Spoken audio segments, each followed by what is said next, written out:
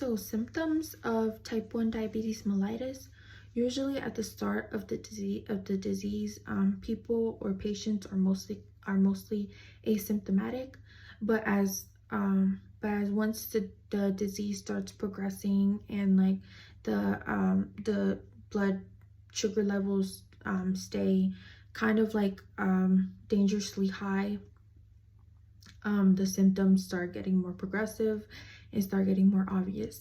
Usually, common symptoms are polydipsia, which is lots of thirst or the need to drink. Usually, without being dehydrated, you just still have the urge to just keep drinking fluids. Another symptom is polyuria, which is peeing a lot. Usually, since diabetes type 1 is usually diagnosed in children. Children may experience enuresis and also nocturnal enuresis, which basically means bedwetting at night, even though bladders are controlled. Another symptom is polyphagia, which is experiencing lots of hunger, even though you have a good appetite and you eat. Another thing is ketonuria, which is basically finding ketones in urine, as well as unplanned weight loss and feeling very tired and weak.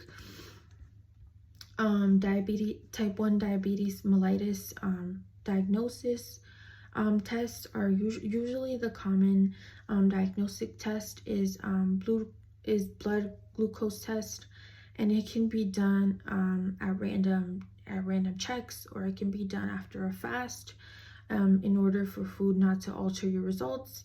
Another test that can be used is A1C test, which is also called glycosylated hemoglobin test, which is a test done by basically getting a sample of blood, usually taken by a phlebotomist, and usually it gets sent to the lab, and they look at the hemoglobin that is in your body and sees if there is any glucose that is attached to it, because usually once the glucose has nowhere else to go and it cannot get access to the body cells, it usually attaches itself into the hemoglobin, and that's how they see if you experience diabetes mellitus type 1.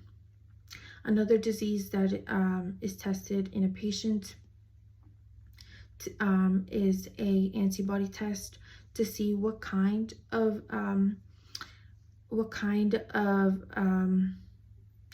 diabetes mellitus they are presented with. Usually in diabetes mellitus type 1, there will be antibodies found. But if there is no antibodies found, then it most likely is diabetes type 2. Another test that is used is urinalysis, which is basically a sample of urine, and in that sample of urine, they search for ketones, which are basically what happens when the body is using body fat instead for energy instead of glucose, since it no longer has access to extra glucose.